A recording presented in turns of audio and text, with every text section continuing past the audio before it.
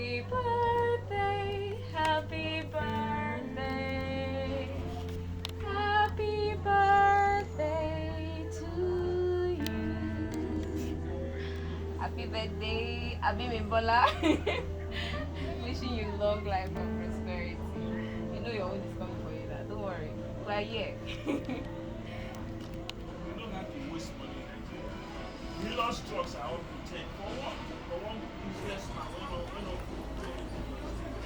First problem is changing the mentality of the people, because there's this mentality in Africa, in Nigeria, that art is kind of like a wayward thing, and we're so religious here, so religious. I just came from the church. Yes, we can be so religious. I've had a situation where I was performing in a church. They invited me and they were like, okay, we want you to perform, the youths in the church. And what I wore was a flowing costume just to cover all the tracks, and I started performing. Thankfully, I didn't notice, but most of the elders in the church stood up and left. Like literally, people started standing up and leaving, and they were like, "What kind of dance is this? This is Mami Water dance." It was after the performance, people started coming to me and were like, "We are sorry for what happened. We are sorry for what happened." I was like, "What happened?" Because I was so concentrated on my performance, I didn't even notice. And they were like, people left. I looked at the church, and the church was almost empty. And I was like, "Wow, seriously, I'm not coming here to perform again." So it's that bad. So people first need to change. We need to first change the mentality of people. Most of our parents are still not open to this idea of art as being something that can really send a positive message, because we have certain things in the entertainment industry these days that promote this sense of immorality. So we need our parents to understand that as much as art has one side, it can also have a positive side to it. And I think if they can understand that, more parents will encourage their children into the arts. My name is Mary Isibahome Obidudu.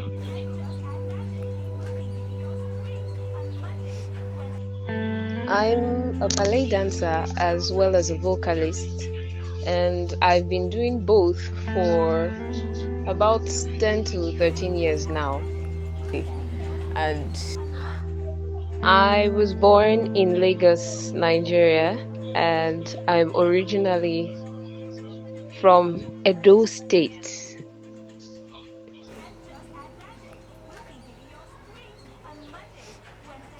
It was when I was 8. Okay, in our primary school, they got a teacher to actually put us through on just basic choreography, but she kind of termed it ballet.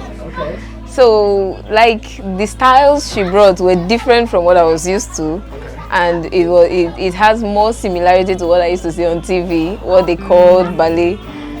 And I think from then on, I just knew that this was the dance I wanted to do.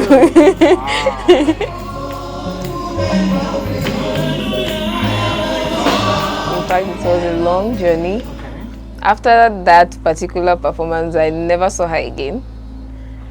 And I went on to secondary school.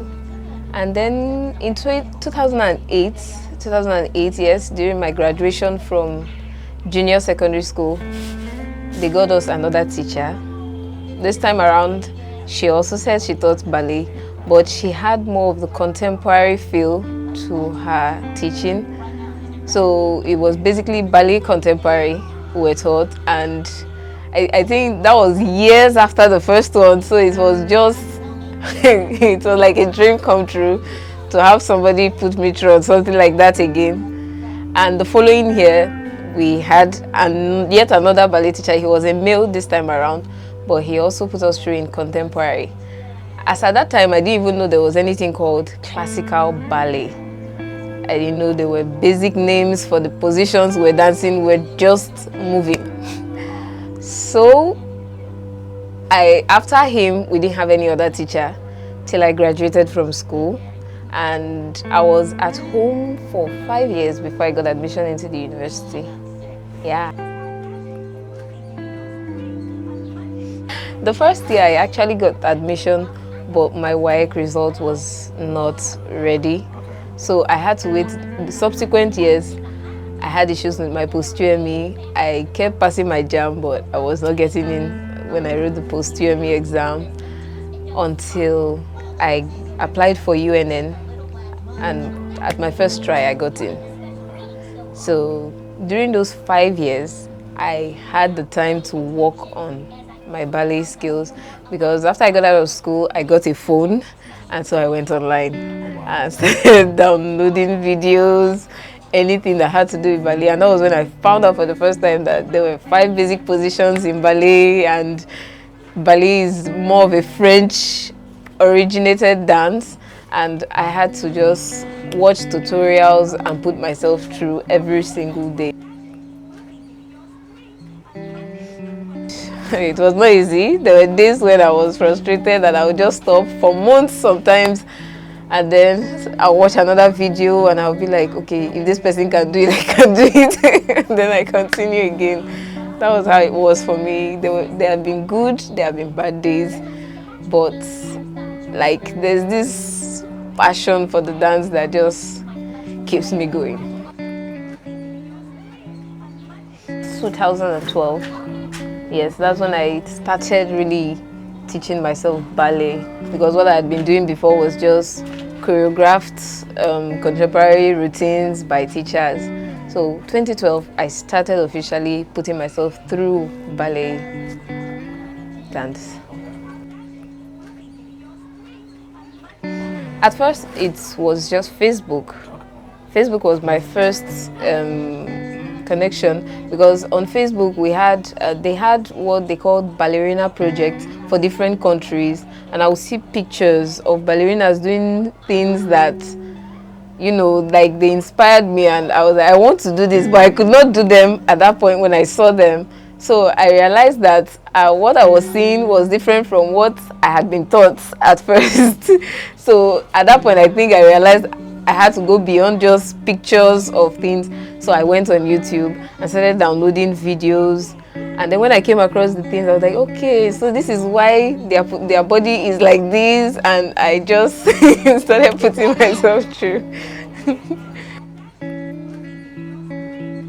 If I had the opportunity, wow, I would love to be able to at least get some form of classical training in a good school, a good ballet school. I don't even need a prestigious one. I just want a good school to like just groom me, because I know that at the age I am now, some people will be like, okay, you're a little too old to start learning ballet, but I believe dreams can come true, and there's still time to pursue it.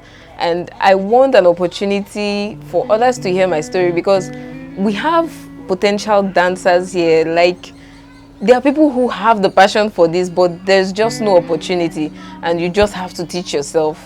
So I would really love an opportunity to be able to perform in an international stage.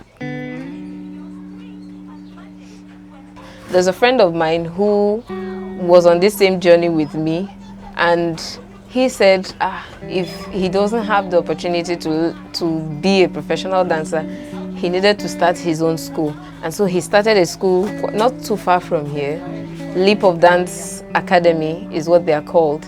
And this year, one of their students' video went viral. I saw. Yes, and like, it's almost like there's this joy he feels now, like, so all these things I wished for, they are coming true for children. So I think now that this is happening, there's this joy he feels that at least, even if he couldn't get that opportunity, he has been able to create that opportunity for so many children who have the same love and passion. There are no ballet shows. The only people who try to do some ballet shows, although they are seen as more of a general dance school, is SPAN, the Society for Performing Arts in Nigeria. They have dance classes, and ballet is part of it. But I've noticed their focuses are more on other dances than on ballet. And when they do ballet, they do more of contemporary. Yeah, so the classical style is not really, it's not employed here as much as it should be.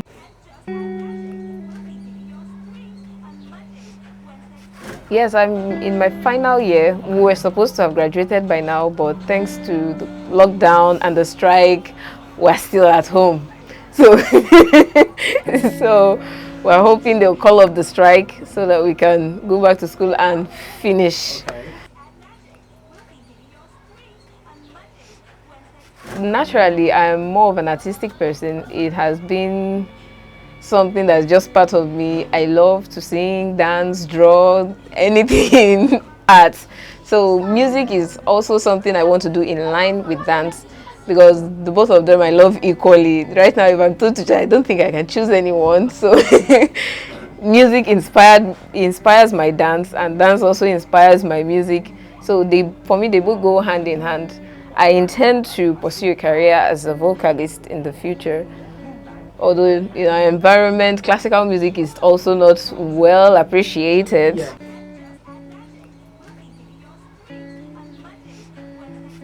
Most classical vocalists prefer to school at Muson here in Lagos, but I'm currently schooling at the University of Nigeria, Nsukka.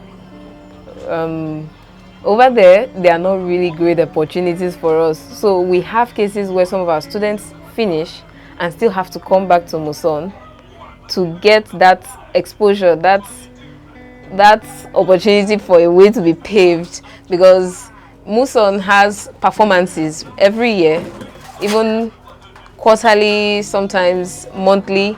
So they have a good audience for their performers. So there's an opportunity for somebody to see you and be like, okay, I need you for this kind of performance. So I think Muson is the best place for any vocalist or classical performer. Yes.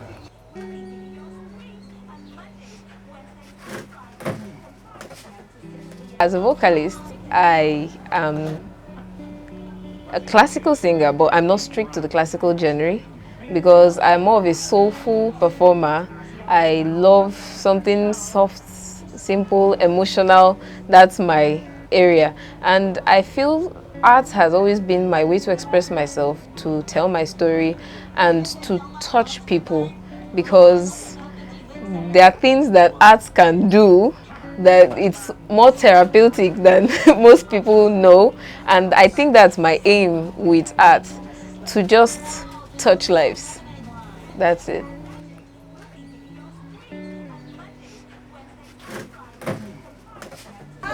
My shoes, the first shoes I got was for a performance, like in 2016. A lady reached out to me on Facebook from Ghana. She was like, okay, she has been seeing my posts and my performances online, and she would like me to come over for a ballet project that she was working on. So it was like a Cinderella production, a ballet Cinderella variation production. So me, Daniel, the guy who owns Leap of Dance, and another guy, Victor Bagudu, were invited from Nigeria to be a part of that production.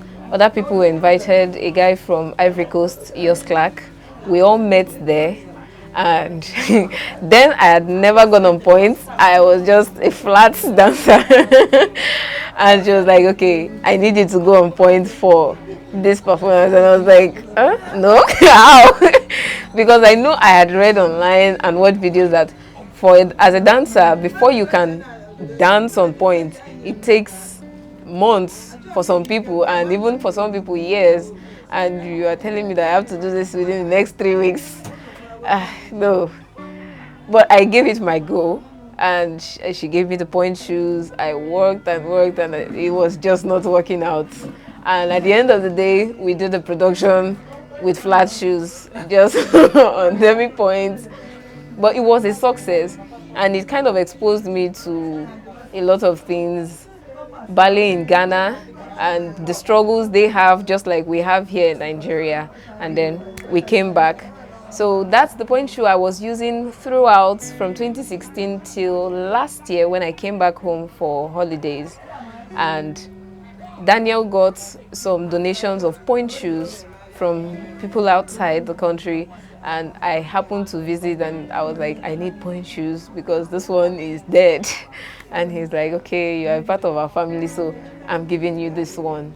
And like, I was so grateful. I used that one from then till some weeks ago, and now it's not even usable. So I went to him 3 weeks ago, yes, and he gave me this one on a discount to use. And so that's how it's come. Because after my performance in Ghana, I met Yos Clark, who is from Ivory Coast. He had been taking lectures from a French teacher online. Yes, through Skype, he was receiving lectures. So when I was having struggles then with the points, he was the one who was showing me, okay, this is how you put your leg on point. This will help you get more flexibility. This will help you get more strength. So with what he taught me, I came back home and I started working on it. And after that, I downloaded more videos on how to build my point strength and my point work. And we've been going on from there. So that was it.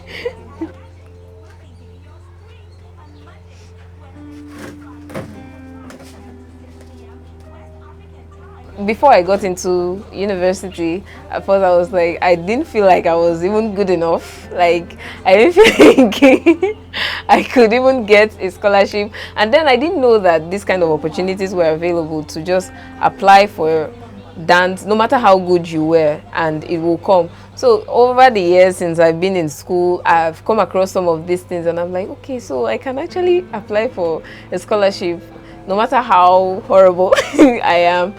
And I've been thinking about it, but now I've just been waiting till I'm done with school because I don't want any kind of, bridge and, and the opportunity comes and I'm still in school. I'm like, okay, I want to finish school first and all that. So I'm just waiting for this particular phase to be over and then I know where to go from there.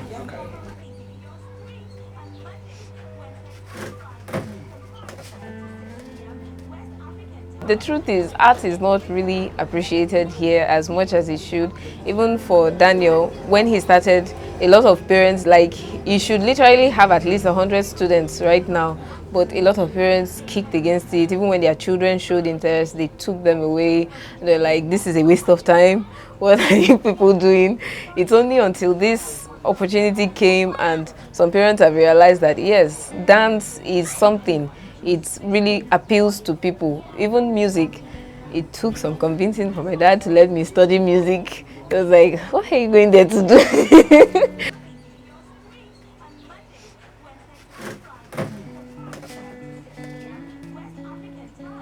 With the little I've been doing, I see parents who reach out to me and are like, I want my daughter to learn this. I love what you do, because they've understood that art can be positive. I've performed mostly in church events and they see it and they're like, wow, I like this. Most times they just want something that, their children will go wayward with. And most of the hip hop dances we do these days are just, and some parents are like, no, I don't want you doing that. So when they see ballet, I think they are more open-minded. But I think parents, the younger generation of parents are more open-minded. Yes, they are, because I've seen some parents who even are the ones encouraging their children in that line, because these days everybody's like, go to school, and you see a case where we go to school and we end up not using that certificate. Instead, we are doing something totally different from what we studied. So I think skill acquisition in the arts is very important for children, and parents are starting to understand that. There are those who are starting to understand that.